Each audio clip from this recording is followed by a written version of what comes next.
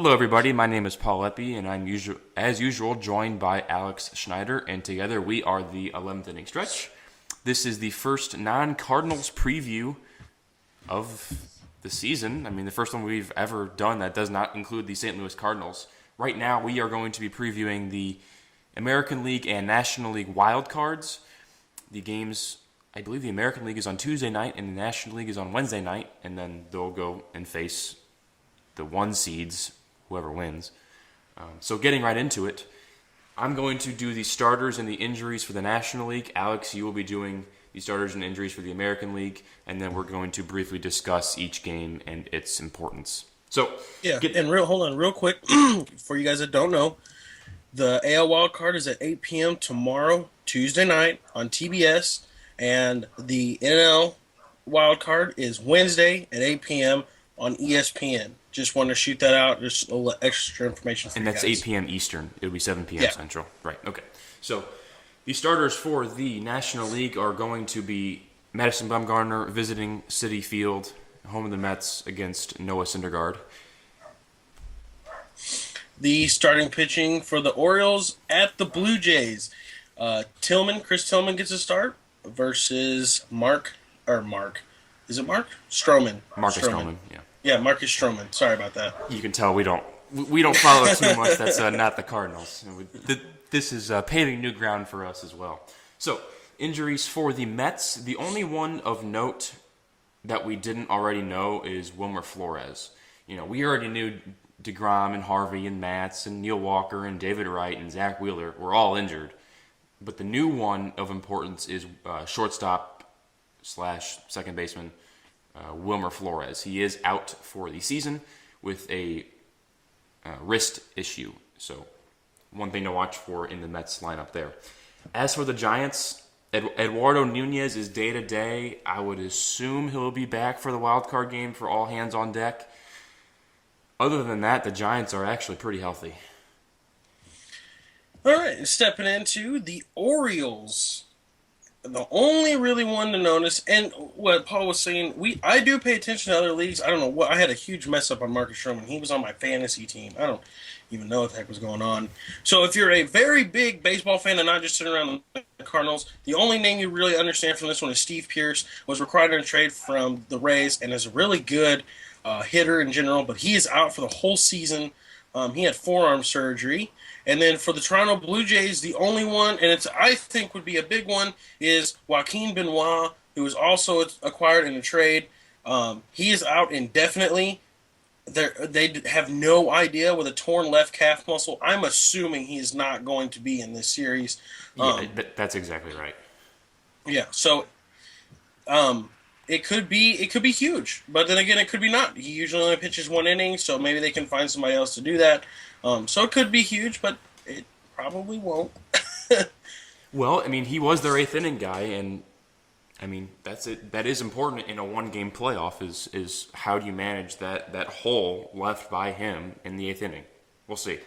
So the thing to watch that I would like to watch out for with the Giants and the Mets, it's pretty obvious. It's going to be the starting pitching. I think it's going to be a low-scoring game. We'll get into the predictions here in a second, but the key, I think, is who goes longer. I think whoever goes longer is going to, that their team is going to win that game. Because I don't like the Giants bullpen. No one does. The Giants bullpen has been terrible. And the Mets bullpen, other than Familia, iffy. So I think whoever goes deeper into that game obviously is going to have a lot more success. So my player to watch, me and Paul kind of talked about earlier today, both bullpens are actually really good. Actually, both pitching staffs are fairly good. So I really don't want to highlight them. Yes, they're going to have an impact, but it's one game. A series, an entire 5-game series, they would impact the game a lot more. I think that the people that are going to impact this series a lot on the Orioles side is going to be your two big bats in your lineup. Is going to be Chris Davis, and it's going to be Manny Machado. And then defensively, it's going to be Machado. It's going to be your infield defense, basically. I view the Orioles' infield defense as one of the top infield defenses. Even though J.J. Hardy's kind of on his way out, he's still very good defensively. And then for the Blue Jays side, offense is going to be their key and has been their key. They give up. Marcus Stroman's record is not that good because he didn't get a whole lot of run support, and that's very shocking coming from your ace on And a that Blue Jays lineup too. yeah, on that Blue Jays lineup.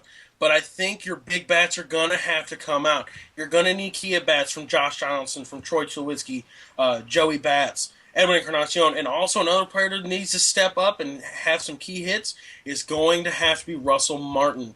Not he lost a lot of his power, but he still needs to drive through the ball, even if they're hard, loud outs.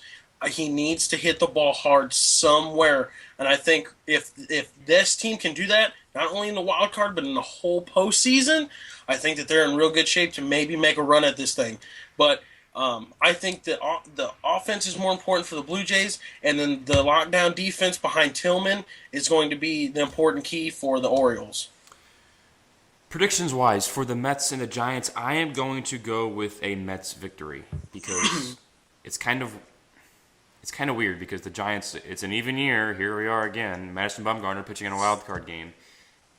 But I just feel like Syndergaard is going to match up to Bumgarner. And I like the Mets offense better than the Giants right now. I know what the Giants did against the Dodgers, but the Giants the Dodgers rolled over like dogs against the Giants. And I like the Mets bullpen. If that does come into play, I do think the Mets bullpen is way better than the Giants. And it's only one game, so anything can happen. It truly is a coin flip, especially when you have two power pitchers on the mound like they have. I'm going to go with the Mets victory, though. Mine's pretty easy. Me and Paul talked about this when we were at the Cardinal game on Friday.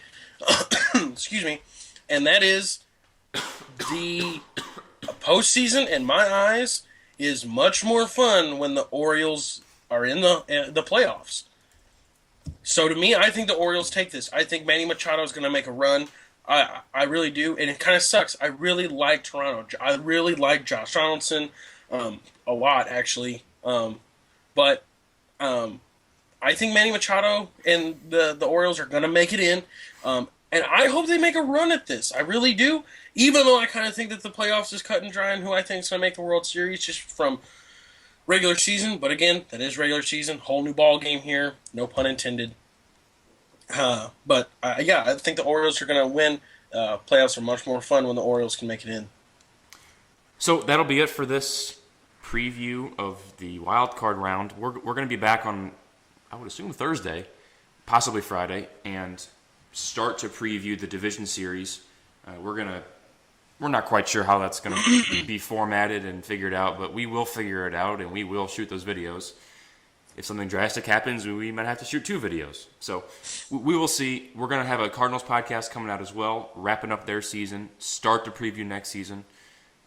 And yeah, that is it for us from the 11th inning stretch. This is the wild card preview.